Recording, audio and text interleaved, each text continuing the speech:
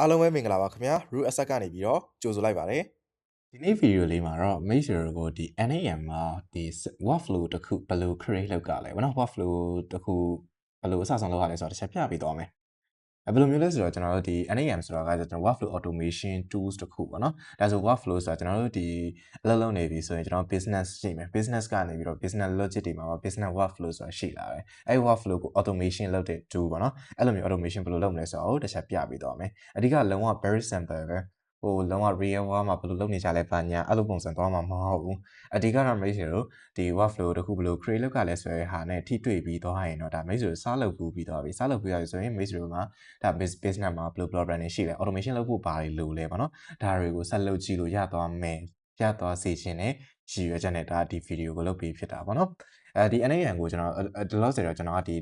local မှာဆက်လက်လုပ်ထားတာပေါ့နော် local မှာဆက်လက်လုပ်တဲ့နေမသိဘူးဆိုရင်တော့ကျွန်တော်ရဲ့ဒီ root asset channel မှာပဲကျွန်တော်တင်ပေးထားတယ် how to set a NAM on local machine ဆိုပြီးတော့ကျွန်တော် video လုပ်ပေးထားတယ်เนาะအဲ့ video လေးကိုတစ်ချက်ကြည့်လိုက်ပါเนาะဒါတော့ဘာမှတော့မခက်ပါဘူးလွယ်ပါတယ် okay ဒါဆိုရင်ကျွန်တော်တို့ဒီ workflow တစ်ခု create လုပ်မယ်ဆိုကျွန်တော်ဘယ်ကနေစကြမလဲเนาะဘယ်ကနေစကြမလဲဆိုရင်ဒီမှာကျွန်တော် NAM နဲ့ဝင်လိုက်ပြီเนาะဝင်လိုက်ပြီဆိုကျွန်တော်ဒီလိုမျိုးနေရတယ်ဟိုရလာလိုက်မယ်အဲ့မှာ workflow ပေါ့เนาะ create workflow ဆိုပြီးနှိပ်လိုက်ပေါ့ဒါမိတ်ဆွေတို့စချင်းလဲဒီ edit တိုင်းလဲတန်းပေါ်ရင်လဲပေါ်နေလိမ့်မယ်ပေါ့နော်ဒါတော့ဟိုbased on မိတ်ဆွေတို့စီဆက်လက်လုပ်ထားတဲ့ပုံမှာမူတည်လိမ့်မယ်လောလောဆယ်တော့ကျွန်တော်ရှိမှဒီလိုတိုင်းသွားရတယ် okay ဒါဆိုရင်ကျွန်တော်ဒီမှာ workflow စပြီး create လုပ်လို့ရပြီဆိုတော့ကျွန်တော်ဘယ်လို flow မျိုး create လုပ်မှာလဲဘယ်လို flow မျိုး create လုပ်မှာလဲဆိုရင်ကျွန်တော်မှာတစ်ချက်ဒီလိုမျိုးပေါ့နော်ဒီ Telegram ကို send message to Telegram message ပို့တဲ့ flow မျိုးလုပ်ကြည့်မယ်ဘယ်လိုမျိုးပို့မှာလဲဆိုရင်ကျွန်တော်ဒီမှာပေါ့နော်ဒီ zen-cross.io ဆိုတဲ့ကောင်ရှိတယ်အဲ့ဒီ API ကနေပြီးတော့ကျွန်တော်ကဒီကောင်လေးချက်သွားလိုက်မယ်နော်ဒီ website ကိုချက်သွားလိုက်မယ်ဒီ website ကိုချက်သွားလိုက်မယ်ခဏစောင့်မယ်နော်ကျွန်တော်ရှိမှာ line နည်းနည်းကြာနေလို့ဒီအဲ့ website ကပေါ့နော်သူက random code generate လုပ်ပေးတဲ့ကောင်ပဲ course တွေကိုကျွန်တော်တို့ဒီ API နဲ့ LAN ခေါ်တာပေါ့နော်အဲ့လိုပုံစံမျိုးဒီကောင်ကိုတစ်ချက်သုံးပြီးတော့ကျွန်တော်က course တွေကို LAN ခေါ်လို့ရတယ်ဒီမှာထားပါတော့ဒီဒါ Q ကကျတော့ဒါ cross ပေါ့နော် A ကကျတော့ Arthur အဲ့ဒါဆိုရင် Aristotle ပေါ့နော် the least ဘာညာတော့ထားပါတော့ကျွန်တော် refresh လုပ်လိုက်ဒါဆိုရင်နောက်ထပ် cross တစ်ခုကြာလာလိမ့်မယ်ကျွန်တော် request လုပ်တိုင်းမှာမတူညီတဲ့ cross တွေဘယ် Arthur ကပြောခဲ့တဲ့ cross တွေအဲ့လိုပုံစံမျိုးနဲ့ကြာလာလိမ့်မယ်ပေါ့နော်ဒါကိုကျွန်တော်တို့ကဒီ API ကို LAN တစ်ချက်ခေါ်မယ်ဒါဆိုရင်ကျွန်တော်တို့သွားမယ့်ပုံစံကကြတော့send cross to Telegram every 30 second ပေါ့နော်ကျွန်တော်ဒါ send ပြရတဲ့သဘောမျိုးပဲsend ပြရတဲ့သဘောမျိုးဖြစ်တဲ့အတွက်ကျွန်တော်ကဒီ30 second ပေါ့နော်30 second အတိုင်းမှာဟို Telegram ကို cross တစ်ခုပို့မယ်ပေါ့နော်ဒီလိုပုံစံမျိုး send ကြည့်မယ်ဘယ်လိုမျိုးလဲဆိုတော့ဗျာမင်းဆိုဒီ mobile phone တွေမှာ app တွေပါရှိမှဆိုတော့ဒါ cross တွေတ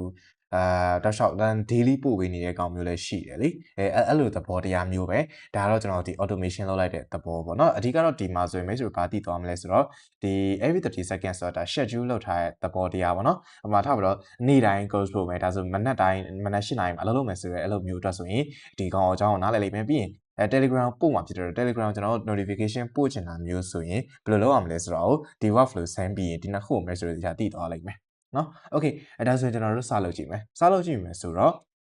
ဒီကိုတစ်ချက်ပြန်လာ live မှာ s step ကိုရှင်းလိုက်လိုက်ပါနော်နှိမ့်လိုက်တဲ့အချိန်ကျကျွန်တော် trigger ရှိတယ်ဒီ note ပေါ့နော် note ထည့်တဲ့ကောင်ရှိတယ်အဲ့တော့ကျွန်တော်ကဘာလုပ်မှာလဲ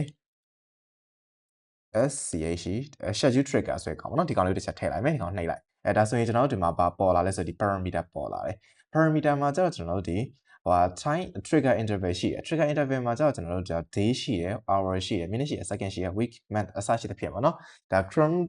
Linux တို့ဘာလို့သုံးနေလဲဆို Chrome job ပုံစံလုပ်ချင်တယ်ဆိုရင်လည်းဒီကနေပြီးတော့ custom ကျွန်တော်လုပ်ထားလို့လည်းရတယ်ဒါတော့ကျွန်တော်တို့ထားပါတော့တစ်လမှတစ်ခါလုပ်ချင်တဲ့အလုပ်မျိုးလားဒါမှမဟုတ်တစ်ပတ်တစ်ခါအလုပ်လုပ်ချင်တဲ့အလုပ်မျိုးလားနေ့တိုင်းတစ်နေ့တစ်ခါအလုပ်လုပ်ချင်တဲ့ဟာမျိုးလားတစ်နာရီတိုင်းလားမိနစ်တိုင်းလားစက္ကန့်တိုင်းလားအစရှိတဲ့ဖြစ်ပေါ့နော်အဲ့လိုပုံစံမျိုးကျွန်တော်တို့သွားလို့ရတယ်ဆိုတော့ကျွန်တော်ထားပါတော့ second ဒါကျွန်တော်က every 30 second ဖြစ်တဲ့အတွက်30 second တိုင်းသွားမှာဆို second ကိုရေးလိုက်မယ်ပြီးရင် second minute trigger တော့30ဆိုပဲရွှေ့ထားလိုက်မယ်နော် okay ဒါဆိုရင်ဒီကောင်ရပြီအသေးစိတ်လိုအပ်တဲ့အချက်လက်တွေရှိရင်တော့ကျွန်တော်ဒီမှာ rules တွေထည့်ပြီးဆက်သွားလို့ရတယ်နော်ဒါ execute လုပ်လိုက်မယ်ဒါမှမဟုတ် test trigger လုပ်လိုက်မယ်ဆိုရင်လည်းဒါသူ3 second တိုင်းမှာသူဒီကောင်က sorry 30 second တိုင်းမှာဒီကောင်ကအလုပ်လုပ်နေလိမ့်မယ်ဘာလို့လောလောဆယ်တော့ထားပါတော့ဒါဆိုရင်ကျွန်တော်တို့ဘာရပြီလဲဆိုတော့ဒီ schedule trigger ထည့်ပြီးပါပြီနော် schedule trigger ရပြီဆိုရင်ကျွန်တော်တို့ကဘာလုပ်မှာလဲဆိုတော့ဒီ trigger ရတာတော့ဟုတ်ပြီရပြီဆိုရင်ကျွန်တော်တို့ဒီကောင်ကဘယ်ချိန်မှာအလုပ်လုပ်မှာလဲဆိုတော့30 second တိုင်းအလုပ်လုပ်မယ်ဆိုတဲ့ကောင်ကိုဒီထဲမှာသတ်မှတ်ပြီးသွားပြီ second 30ဆိုရင်သတ်မှတ်ပြီးသွားပြီ ဒါဆိုရင်နောက်ထပ်တစ်ဆင့်ကျွန်တော်တို့ပါဆက်လုပ်မယ်ဆိုတော့ကျွန်တော်ပြောရတဲ့ကောင်က close ပို့မှာ30 second တိုင်း close ပို့မှာဆိုတော့ဒီ close ကိုကျွန်တော်တို့ LAN ခေါ်ဖို့လိုတယ်ဒီကောင် API request LAN ခေါ်အောင်နော်ဒီကောင် LAN ခေါ်မယ်ဆိုတော့ဒီကောင်လေးကိုကျွန်တော် copy ကူးထားလိုက်တော့မယ်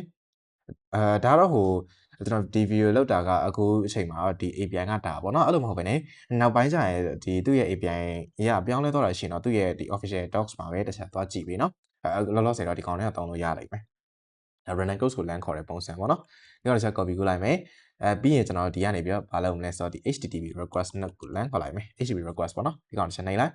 ဒါဆိုရင်ကျွန်တော်ဒီမှာထည့်ပြလိုက်တာဒါကျွန်တော်ဒီကောင် LAN ခေါ်မှာဒါ browser LAN ခေါ်ဖြစ်တဲ့အတွက်ဒါတော့ get request နဲ့ LAN ခေါ်ရမှာပေါ့နော်ဒါတော့ကျွန်တော်ဟိုဆန်းပြတာဖြစ်တော့ဒီ API တွေဟို get request တွေပါတယ်အသေးစိတ်တော့ပြောမနေတော့ဘူးတချို့တော့အကြောင်းအရာတွေကို mail တွေသိပြီးသားလို့ပဲယူဆပြီးတော့ပဲပြောလိုက်တော့မယ်နော်ဘာလို့ဆိုတော့ဒါဆိုလဲကျွန်တော်ဒါ API ဆိုတာဘာကြီးလဲ get request ဆိုတာဘာကြီးလဲ get request မှာတခြား request တွေရောဘာတွေလဲအစရှိဖြင့်ဒါတွေလိုက်ရှင်းပြနေလို့လဲဟို video ပို့ရှင်းသွားမှာပဲရှိရလေအဓိကတော့ကျွန်တော် workflow တခုစမ်းပြချင်တာဖြစ်တဲ့အတွက်လောလောဆယ်ဒီတိုင်းလေးပဲထည့်လိုက်မယ်အဓိကကျွန်တော် browser ကနေဒီကောင် LAN ပြီးတိုက်ရိုက်ခေါ်နေတဲ့ကောင်ဆိုရင်ကျွန်တော်က get request နဲ့ခေါ်တာမလို့ method get လို့ပဲထားလိုက်မယ် URL မှာကျွန်တော်ခုန copy ကူးလာတဲ့ကောင်လေးကိုပေးချလိုက်မယ်ဒါဆိုရင်ရပြီ authentication ကလိုလားဆိုရင်လောလောဆယ်တော့မလိုဘူးကျွန်တော် authentication ကသူ့မှာကျွန်တော်ဒီလိုအပ်လာရင်မှထားပါတော့ဗျာဒီကောင် authenticated ဖြစ်မှဝင်လို့ရမယ် API token နဲ့မှဝင်လို့ရမယ်ဆိုတော့အခြေအနေမျိုးတွေရှိလာရင်တော့ကျွန်တော် authentication နဲ့ပတ်သက်ပြီးကျွန်တော်တို့ထည့်ဖို့တော့လိုတယ်လောလောဆယ်တော့ကျွန်တော်တို့ကဘာမှထည့်စရာမလိုဒီကောင်ကဘာမှမလိုဘဲနဲ့ကျွန်တော်ဒါ request နားလို့ရနေတဲ့ API မလို့နော်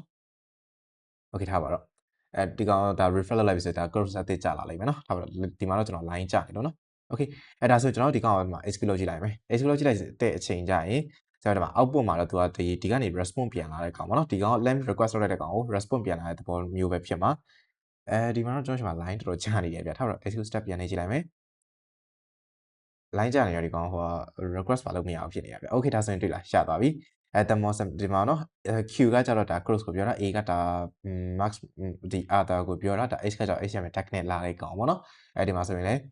ဒါတော့သူမတူဘူးနော် request တဲ့နေရာမတူတော့သူမတူတဲ့ result တော့ပြန်လာတယ်ဘာလို့ဆိုတော့ random generate လုပ်နေတဲ့ကောင်မလို့ဒါဆိုရင်ကျွန်တော်တို့ဘာရပြီလဲဆိုတော့ဒီ API request LAN လုပ်တဲ့ကောင်လည်းရပြီဒါဆိုရင်ကျွန်တော် schedule trigger ဆိုတော့ဒီကောင်ကို30 second တိုင်းလုပ်မှာ30 second တိုင်းဘာလုပ်မလဲဒီ API HTTP request LAN ပို့နေတယ် okay ပို့ပြီးသားဆိုတော့ဒီမှာဘာရလာပြီဆိုတော့ဒီ response ပြန်လာပြီ response ပြန်လာတဲ့ကောင်ကျွန်တော်ဘယ်ကိုပို့မှာလဲဒီ Telegram ကိုပြန်သွားမှာ Telegram ပြန်ပို့မှာနော် Telegram ပို့မယ်ဆိုတော့ Telegram ပတ်သက်ပြီးကျွန်တော်ဆက်လက်လုပ်ဖို့လိုမယ်ဆက်လက်လုပ်ဖို့လိုမယ်ဆိုတော့ကျွန်တော် Telegram account နဲ့ဝင်လိုက်ပေါ့နော် Telegram account နဲ့ဝင်ပြီးတော့ဒီမှာဒါတော့ဟိုကျွန်တော်ရဲ့ဒါ Telegram account နဲ့မှာတစ်ချက်စမ်းပြလိုက်မယ်နော်စမ်းပြလိုက်မယ်ဆိုတော့ကျွန်တော်ဒီလောက်ကမှာနှစ်ခုရှိတယ် Telegram ဘက်ကနေယူရမှာ Telegram ဘက်ကဘာယူရမလဲဆိုတော့ဒီ vault လို့ဒီကျွန်တော် LAN ပို့မဲ့နေရာအတွက် vault ID လိုမယ်ပြီးရင်ကျွန်တော် user ID လိုမယ်ပေါ့နော် user info LAN ယူမယ်ကောင်နှစ်ခုလိုမယ်အဲ့နှစ်ခုတစ်ချက်ယူရမယ်အဲ့တော့ဆိုကျွန်တော်ဘာ LAN ယူရမလဲဆိုတော့ထားပါတော့သွားမဲ့ကောင်ကကြတော့ဒီဟိုတစ်ခုရှိတယ်အဲ့ဒါဘာလဲဆိုတော့ကျွန်တော်ဒီ vault token ယူဖို့ဆိုရင် port father ဆိုတဲ့ကောင်ရှိတယ် port father ဆိုတဲ့ကောင်ရှိတယ်ဒီကောင်လေးတစ်ချက်ပေါ့နော်ဒီကောင်လေးတစ်ချက် open လိုက်launch ပေါ့နော်ဒီကောင်ကခဏနော်ဘာလို့သွားရမှာလဲဒီကောင်တစ်ချက်နှိပ်လိုက်ဗျာโอเคဒီမှာပေါ့နော်ဒီကောင် start နှိပ်လိုက်start နှိပ်ပြီးရင်ဒီမှာကျွန်တော်တို့ဘာလိုချင်လဲဆိုတဲ့ပုံမှာဒီမှာ vault အသစ်တစ်ခု create လုပ်မှာလားတော့ဒီရှိပြီးသား vault ကိုပဲ edit လုပ်မှာလားအစရှိသဖြင့်ပေါ့နော်ဒါသူ့မှာလုပ်လို့ရတယ်အများကြီးအဲ့ထက်မှာကျွန်တော် new vault ပေါ့နော် vault အသစ်တစ်ခု create လုပ်လိုက်မယ် okay ဒါဆိုရင်ရပြီ alright a new vault here please choose a name for your vault ဒီ vault အတွက် name ပေးခိုင်းတယ်ပေါ့နော်ထားပါတော့ name ကိုကြာတော့ root access test bot ပေါ့နော် root access NAM test bot ပေါ့နော်ဒီလိုပုံစံပဲပေးလိုက်တော့ပါ okay ဒီလိုပေးလိုက်မယ် okay ဒါဆိုရင်ခဏနော်ဗလေ good out ဟိုဒါပဲ copy ကူးပေးလိုက်ပါမယ်ဒါကဟိုကျွန်တော်တို့ဒီ bot ရဲ့ဟိုကိုပြောတာနော်ဘယ်လိုပြောမလဲ user name ကိုပြောတာဒါကကျွန်တော် bot name ပေါ့နော်ဒါ user name okay ဒီကောင်ပဲဒီပေးလိုက်တော့မယ်ဒါဆိုရင်ရပြီဆိုတော့ကျွန်တော်ဒီမှာပြီးသွားပြီ then calculation you on your new vault ရပြီရပြီဆိုတော့ဒီမှာ vault လေးတစ်ခုရှိနေပြီเนาะ okay ပြီးတော့ကျွန်တော်တို့ဒီမှာဗာလဲ use the token to access HTTP API ကျွန်တော်တို့ဒီအကောင့်ကိုလိုချင်နေဆိုဒီမှာဒီကောင်လေးတစ်ချက်ပါဒီကောင်လေးကိုနှိပ်လိုက်ဒါဆိုကျွန်တော်ဗာလဲဒီ token ရှိနေပြီပေါ့နော် okay ဒီကောင်လေးကိုလောလောဆယ်ဒီတိုင်းလေးပဲထားလိုက်မယ်ပြီးတော့ကျွန်တော်တို့ဗာလုပ်ရမလဲဆိုတော့ဒီမှာကျွန်တော် vault ရပြီဆိုတော့ဒီကောင်လေးတစ်ချက်နှိပ်လိုက်နှိပ်ပြီးတော့ကျွန်တော်ဒီကောင် stat တစ်ချက်လောက်ထားလိုက်နော်ဒါဆိုတော့ post ကို stat လောက်ထားမှာပဲကျွန်တော်အလုပ်လုပ်မှာပါတော့ okay ဒါဆိုကျွန်တော်ဒီမှာ token ရှိနေပြီသားနော်ဒီကောင်ရနေပြီနော်ဒီလောလောဆယ်ဒီကောင်လေးတိုင်းလေးပဲထားလိုက်မယ်ပြီးနောက်တစ်ခုယူရမှာရှိသေးတယ်ဒီ token တော့ဟိုက mate ကိုကိုယ်တိုင်သုံးအောင်ဖြစ်တော့တခြားလူကိုပြစရာမလိုဘူးเนาะပြီးတော့နောက်ထပ်တစ်ခုလိုသေးတယ်နောက်ထပ်တစ်ခုကကြတော့ဘာလဲဆိုရင် user info ကျွန်တော်ရဲ့ user ID ကို LAN ယူရမယ့်ကောင်ရှိတယ်အဲ့ဒါထားပါတော့အဲ့ကောင်ကကြတော့ကျွန်တော်တို့ add user info တင်တယ် add user info ဒီကောင်ပေါ့နော်ကျွန်တော် user ID လေးဒီမှာ stack ကိုနှိပ်လိုက်ပြီးတော့ကျွန်တော်တို့ဘာလုပ်မလဲကျွန်တော် user ID လေးပေါ့နော်ဒီမှာ ID လေးရှိတယ်ID လေးကိုတစ်ချက်ယူထားဖို့လိုမယ်ပေါ့နော် okay ဒါဆိုရင်ကျွန်တော်တို့ဘာရပြီလဲဆိုတော့ဒီ bot ID ဒီ bot လုပ်ဖို့အတွက်ပေါ့နော်ဒီ bot အတွက်လိုအပ်တယ်ဘာလဲဆိုတော့ဒီ token ပေါ့နော် bot token လည်းရပြီကျွန်တော် user ID လည်းရပြီဆိုရင်ကျွန်တော်တို့တက်ပြီးတော့ select လုပ်ကြမယ်လုပ်မယ်ဆိုတော့ထားပါတော့ကျွန်တော် plus ကိုနှိပ်လိုက်နှိပ်ပြီးတော့ကျွန်တော် Telegram ကိုရိုက်ရှာလိုက် okay Telegram နဲ့ဝင်လိုက်ဝင်ပြီးတော့ကျွန်တော်ဒီမှာ chat နဲ့ပတ်သက်တဲ့ action တွေအများကြီးရှိတယ်အဲ့ထဲမှာကျွန်တော်တို့ကဘာလုပ်မှာလဲဆိုတော့ video ပို့မှာလား sticker ပို့မှာလား photo message ပို့မှာလား text message ပို့မှာလား search ပြန်အများကြီးပဲအဲ့ထဲမှာကျွန်တော်ဘာလုပ်မလဲ text message ပို့မှာဆိုတော့ဘာလို့ဆိုကျွန်တော်ဒီမှာလေးဒီ text ရလာမှာမလားအဲ့ text ကိုကျွန်တော် link ပို့မှာဆိုတော့ဒီကောင် text message ကိုတစ်ချက်နှိပ်လိုက်နှိပ်လိုက်ရပြီဆိုတော့ဒီမှာဒီဆက်ဝင်လာကြကျွန်တော်ဘာလုပ်လို့လဲဒီမှာ credential set လုပ်ဖို့လိုမယ်နော် set credential နှိပ်လိုက်နှိပ်ပြီးတော့ဒီမှာ asset token လို့တွေ့လား asset token ဆိုတော့ဒီအဲ့ asset token နေရာမှာကျွန်တော်ဘာကိုထည့်ရမလဲဆိုတော့ကျွန်တော်ဒီ bot ရဲ့ asset token ပေါ့နော် bot ရဲ့ token ကိုတစ်ချက်နှိပ် copy ကူလိုက် copy ကိုဒီမှာ paste လိုက်ဒါဆိုရင်ရပြီနော်ပြီးရင် save လုပ်လိုက်ဒီကောင်ပြီးတော့ခဏဆောင်ပြီနော် okay ဒီကောင် save ပြီးသွားပြီဆိုတော့ရပြီနော် connection test successfully လည်းဖြစ်သွားပြီ okay ဒီကောင် no thanks ပဲထားလိုက်မယ်ပြီးရင်ကျွန်တော်တို့ဒီမှာcheck ID တဲ့ check ID ကကြတော့ဘာလဲဆိုရင်ကျွန်တော်တို့ဒီ ID ပေါ့နော်ကျွန်တော်တို့ရဲ့ ID ကိုထည့်ပြရမှာနော်ဒီခုနက user info ကနေခေါ်လာယူလာတဲ့ဒီ ID လေးကိုတစ်ချက်ထည့်ပြလိုက်နော်နောက် copy ကူပြီးဒီမှာတစ်ချက် paste ချလိုက် okay ဒါဆိုရင်ရပြီဆိုကျွန်တော်တို့ text ကကြောင့်လောလောဆယ်ကျွန်တော်ဒီတိုင်းလေးပဲရေးလိုက်အောင်မယ်ဘာရေးလိုက်အောင်မလဲဆိုတော့ဘယ်လိုပြောမလဲထားပါတော့ hello လို့ပဲထားလိုက်မယ်နော်လောလောဆယ်ကျွန်တော်ဟိုဒီ API ခေါ်လမ်းမခေါ်သေးလောလောဆယ် channel လေးထားလိုက်မယ် okay ဒါဆိုကောင်တစ်ချက်ပိတ်လိုက်မယ်ဒါဆိုရင်ဘာရပြီလဲကျွန်တော် Telegram လည်းအဆင်ပြေသွားပြီဒါဆိုကျွန်တော်30 second တိုင်းဒီ Zen Cross ဆိုတဲ့ API ကို land ပြီး request လုပ်တယ် request လုပ်ပြီးဘာလုပ်လဲ Telegram message land ပို့တယ်အဲ့လိုပုံစံ workflow လေးပြီးသွားပြီပြီးသားဆိုဒီကောင်တစ်ချက်စမ်းကြည့်ကြမယ်ဆိုတော့ message ပို့မှာတော့လောလောဆယ်တော့ဒီမှာ hello ဆိုတဲ့စာလေးပဲเนาะ channel ဘာမပါသေးဘူး hello ဆိုပြီးရောက်လာပါမယ်เนาะထားပါတော့ဒါဆိုကျွန်တော်ဒီမှာတစ်ချက်အဲ့ကောင်RAM ဆိုတော့ဘယ်လိုလဲ exclusion ဆိုတဲ့ကောင်ရှိအဲ့ထက်တစ်ချက်ဝင်ပြီးတော့ရင်ကျွန်တော်ဒီဘက်ကနေတော့တစ်ချက်ကြည့်လို့ရမယ်ပေါ့နော်ဒီကောင် run ရဲ့ flow တစ်ခုချင်း step by step ပေါ့နော်ပြီးရင်ကျွန်တော်ဒီမှာဘာလုပ်လိုက်မလဲဆိုတော့ publish တစ်ချက်နှိပ်လိုက်publish နှိပ်ရနော် editor ဒီကောင်ဘာလို့မပြီးသေးဘူးထင်တယ် exclude လုပ်ကြည့်လိုက်မနော် exclude လို့ okay ဒီမှာတွေ့လားဒီမှာhello ဆိုပြီးဒါကျွန်တော်ပို့လိုက်တိုင်းပေါ်လာပြီပေါ့နော်ဒါဆို30 second တိုင်းပို့တဲ့ကောင်အဆင်ပြေလဲဆိုတော့ကျွန်တော်တစ်ချက်အရင်စမ်းကြည့်မယ်ဆိုတော့ထားပါတော့ဒီမှာ exclusion ကိုသွားမယ်တော့ publish ကိုတစ်ချက်နှိပ်ပြီး publish လုပ်လိုက်ပြီးရင် publish ပေါ့ဗျာ okay ဒါဆိုရင်ဒီမှာtrack time ဒီမှာတော့သူ run နေပြီနော်ဒီမှာ message ဝင်လာတယ်တွေ့လားဒါဆိုရင်တော့ကျွန်တော်ဟိုသူ30 second တိုင်းမှာသူဒီမှာနော်ဒီ19နာရီ51 second နော်နောက်ထပ်30 second နေဒီကို message တစ်ခုထပ်ဝင်လာလိုက်မယ်ခဏလေးစောင့်ပေးလိုက်နော်ဒါတော့ကျွန်တော်တို့ဟို message တွေကကြိုက်လို့ customize လုပ်လို့ရတယ်ဒါပြဿနာမရှိဘူးเนาะလောလောဆယ်တော့ကျွန်တော် hello ဆိုတဲ့စာလေးပဲပို့နေတာဒါဆိုပြီးရင်တော့ကျွန်တော်ဒီ HTTP ထဲကပါလာတဲ့course ကဒီ author နဲ့ course ကိုဘယ်လိုယူရလဲဆိုတာတစ်ချက်ထပ်ပြပေးမယ်เนาะလောလောဆယ် message ဝင်တစ်ချက်စောင့်ကြည့်လိုက်အောင်30 second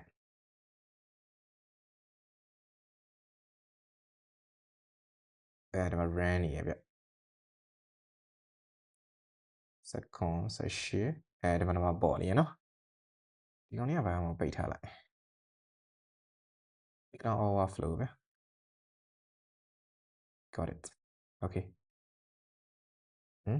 ဒီကောင်က run သွားတယ်32 30အော်ဒီမှာနောက်တစ်ခုတက်လာပြီ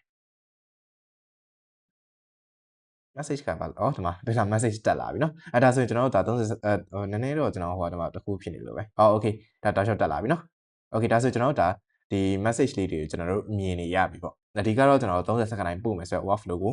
အလုပ်လုပ်နေပြီဒါလောလောဆယ်ဒီကောင်ကိုတစ်ချက်ပြန်ရက်မယ်ဆိုတော့ဒီကောင်လေး name and publish ကိုပြန်နှိပ်လိုက်ပါเนาะ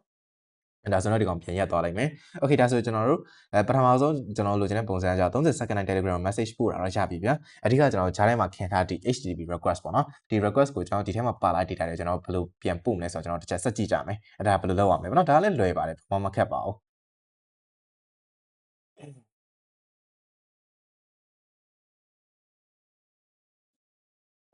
။ Okay ဒါဆိုရင်ကျွန်တော်တို့ဒီကောင်ကိုတစ်ချက်ဟို Telegram ကနေပြီးတော့ကျွန်တော် HTTP request ကပါလိုက်ကောင်ပို့ရနေဆက်သွားမယ်ဆိုတော့ဒီကောင်လည်းလွယ်ပါတယ်ဘာမှတော့မခက်ပါဘူးအဓိကကျွန်တော်ဒီ send text message ဆိုတော့ဒီကျွန်တော် Telegram ဒီကောင်တစ်ချက်ဖွင့်လိုက်ကျွန်တော်ပို့ချင်တဲ့စာကိုဘယ်မှာရေးလဲဆိုတော့ဒီမှာရေးရလေဟုတ်တယ်မလားဒီမှာရေးဆိုတော့အဲ့နေရာမှာကျွန်တော်ကဒီကောင်လေးတစ်ချက်ပေးချလိုက် sorry ဒီမှာအဓိကတော့ဒီမှာနော်ဒီ fix နဲ့ expression loss နဲ့ fix မှာပဲထားလိုက်အောင်အဓိကကျွန်တော်သွားခြင်းတဲ့ပုံစံကကျွန်တော် request ကရလာတာက HTTP request ကဒီ Q နဲ့ A ဆိုပြီးရလာတယ်နော်အဲ့ကောင်ကကျွန်တော် format ကတော့ကျွန်တော်ကြည့်မယ်ဆိုတော့ဒီ JSON format နဲ့ရလာတာပေါ့နော်အဲ့ကောင်ကိုကျွန်တော်တို့ကပြန်ခေါ်သုံးခြင်းနဲ့ဆိုရင်ဒီလိုမျိုးဒီ cross တွေကကျွန်တော်ဒီတိုင်းခံထားတာနော်အဓိကကျွန်တော်ဒီcurly brace ပေါ့နော် curly brace နှစ်ခုကြာကိုထည့်ပြီး JSON ဆိုပြီးတော့ခေါ်အဲ့ထဲမှာကျွန်တော်လိုချင်တဲ့ key ပေါ့နော်ဒီ .q လို့ခေါ်လိုက်ပြီဆိုရင်ကျွန်တော်ဒီစာကိုရမယ် .a လို့ခေါ်လိုက်ရင်ကျွန်တော်ဒီ other name ကိုရမယ်ဒီလိုပုံစံမျိုးဖြစ်သွားမှာနော်လောလောဆယ်ကျွန်တော်ဒီတိုင်းလေးပဲတစ်ချက်စမ်းကြည့်လိုက်မယ်စမ်းကြည့်မယ်ဆိုတော့ဒီမှာ execute test ကိုနှိပ်လိုက် step ပေါ့နော် execute step ကိုနှိပ်လိုက်ဒါဆိုကျွန်တော်ဝင်လာတယ်ဝင်လာဆိုတော့ဒီမှာပြဿနာရှိနေတယ်ဘာလဲကျွန်တော်ထိပ်လိုက်တဲ့အတိုင်း JSON Q JSON A ဆိုပြီးဖြစ်နေတယ်အဲ့တော့ကျွန်တော်တို့ကအဲ့ကောင်မှာဖြစ်ချင်တော့ဘာလုပ်လိုက်ရတာ fix မဟုတ်ဘဲနဲ့ expression လို့ချက်ပြောင်းဝင်လိုက်ဒါဆိုကျွန်တော်ဘာဖြစ်သွားမလဲဆိုတော့ဒီကောင်ကိုသူကကျွန်တော်ဒီက response ပြန်လာတဲ့ value တွေလို့မြင်ပြီးတော့ကျွန်တော်တို့လိုချင်တဲ့ cross နဲ့ other name တိုင်းရလာလိမ့်မယ်နော် okay ဒါဆိုရင်ကျွန်တော်တို့ဘာလုပ်ကြည့်မလဲဆိုတော့ဒီကောင်ကိုတစ်ချက်တစ်ချက် execute ပြန်လုပ်ကြည့်တာနော် execute step execute ဆိုတဲ့ condition နှိပ်တော့တွေ့လားဒါဆိုရင်ကျွန်တော်တို့ဒီမှာဒီ cross တွေဝင်လာပြီပေါ့နော်ဝင်လာပြီဆိုပေမဲ့ဒီမှာမျက်စိနောက်စရာရှိတယ်ကျွန်တော်စာထားပဲရှိတာအဲ့တော့ကျွန်တော်ဘာကြီးပါလဲ this message was sent automatically with NAM ဆိုပြီးပေါ်နေတယ်ဒါဆိုရင်ကျွန်တော်ဒီလိုစာမျိုးလည်းမပေါ်ခြင်းဘူးလေကျွန်တော်တို့လောက်ထားရပေါ့အနေနဲ့လောက်ထားရဆိုရမျိုးကြီးဘယ်လိုပြောမလဲတက်တက်ဖော်ပြနေလို့ဖြစ်နေတယ်အဲ့တော့ကျွန်တော်ဘာလုပ်မလဲအဲ့ကောင်ဖြောက်ချင်တယ်ဖြောက်ချင်တယ်ဆိုကျွန်တော်ဘယ်လိုလုပ်လို့ရဆိုတော့ add fee ဆိုတော့နှိပ်လိုက်နှိပ်ပြီးတော့ append NAM attribution ဆိုတော့နှိပ်ပြီးရင်ဒီမှာဒီကောင်လေးပေါ့နော်ဒီကောင်လေးတစ်ချက် off လိုက်ဒါဆိုရင်ရပြီဒါ execute step ပြန်လုပ်ကြည့်လိုက်မယ်ဒါဆိုရင်ဘာဖြစ်သွားလဲဒီမှာတွေ့လားဒီလိုပုံစံမျိုးနဲ့ကျွန်တော်လိုချင်တဲ့အတိုင်းရပြီဆိုတော့ကျွန်တော်တစ်ချက်အစားဆုံးပြန်စမ်းကြည့်မယ်ဆိုတော့schedule trigger ကိုကျွန်တော်နည်းနည်းလေးဟို30စက္ကန့်ဆိုတော့စောင့်ရတာကြာတယ်ခြားဆို10စက္ကန့်လောက်ပဲတစ်ချက်ထားကြည့်လိုက်မယ်နော်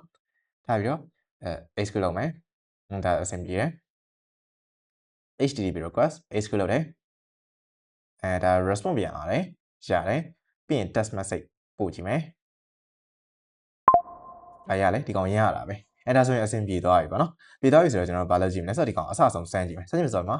execution ကိုတော့ပြီးရင်ဒီကောင်ကိုတစ်ချက် publishing လိုက်သူက10စက္ကန့်တိုင်းမှာဒီ workflow ရ Telegram ကို10စက္ကန့်တိုင်း message ပို့နေလိမ့်မယ်ဒီ Zen cross ကနေပြီးတော့ဒီ cross တွေကို request လုပ်ပြီးတော့ပေါ့နော်ဒါဆိုတော့ publish နေလိုက်မယ်ပြီးရင် code ပေါ့နော်သူဒီဘက်မှာနော်တောက်လျှောက်သူတက်လာလိမ့်မယ် message တွေဝင်လာပါလိမ့်မယ်ခဏလေးတော့စောင့်ပေးပါနော်okay ဒါဆိုဒီမှာတွေ့လားဒါ code ဝင်လာပြီဒီအောက်ကဒီ this message for automatically send မှာ NAM တွေဘာတွေမပါတော့ဘူးနော်နောက်ထပ်10စက္ကန့်ခဏစောင့်နောက်ထပ် message ကိုဝင်လာတယ်တွေ့လားဒီလိုမျိုးပုံစံပေါ့နော်ဒါသူကသူတောက်လျှောက်တက်လာမယ်ပေါ့59 10 minute 50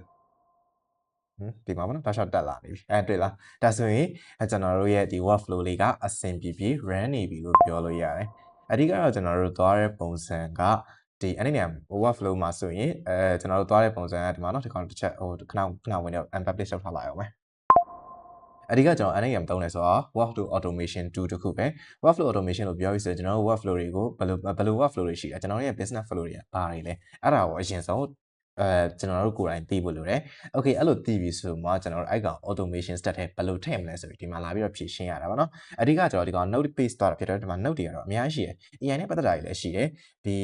Telegram မှာမဟုတ်ပါဘူးကျွန်တော် Discord တို့ပါလည်းရှိတာပဲ။ Discord ကိုပို့ချင်တာလား DISC ကိုDiscord ကိုပို့ချင်တာလားဒါမှမဟုတ်ကျွန်တော် Facebook တို့ပါတော့လည်းရှိတာပဲ Facebook trigger လည်းပါတယ်ဒီမှာ Messenger bot တွေပါလုပ်ချင်တယ်ဆိုရင်တော့မှMessenger နဲ့ပတ်သက်တာတွေလည်းပါတယ်ကျွန်တော်ဒါတွေကအကုန်လုံးဒီမှာလုပ်လို့ရတယ်ဟုတ်လားဒါတော့မိတ်ဆွေတို့ကိုယ့်ရဲ့ business flow ကိုဘယ်လိုဖြည့်ရှင်းချင်လဲဘယ်လို automation လုပ်ချင်လဲဆိုတဲ့ပုံမှာမူတည်ပြီးတော့ဖြည့်ရှင်းရမှာကျွန်တော်တို့အကုန်လုံးသေးသေးတော့ live ပြောနေလို့အဆင်မပြေဘူးဒါပေမဲ့ဒီ video ကြည့်ပြီးတော့မိတ်ဆွေတို့ရဲ့ sample workflow လေးတစ်ခုစပြီးလုပ်ဖြစ်သွားမယ်ပေါ့နော်စပြီးလုပ်ဖြစ်သွားပြီဖြစ်တဲ့အတွက်ဒါမိတ်ဆွေတို့လည်းကိုယ်တိုင် sample ပြီးသားရဆိုတော့ကိုယ့်ရဲ့ business workflow ကိုဘယ်လိုထပ်ပြီးတော့ဖြည့်ရှင်းမလဲဆိုတော့ဆက်လုပ်ကြည့်ဖို့ဒါလမ်းစာလည်းဖြစ်နိုင်ပါလိမ့်မယ်နော်Okay ဒါဆိုရင် မိတ်ဆွေတို့နဲ့ဒီ NAM sample workflow လေးလိုက်လို့ရတာအဆင်ပြေမယ်လို့ထင်ပါတယ်နောက်ထပ် video တွေမှာပြန်တွေ့ကြပါမယ်အားလုံးကိုကျေးဇူးတင်ပါတယ်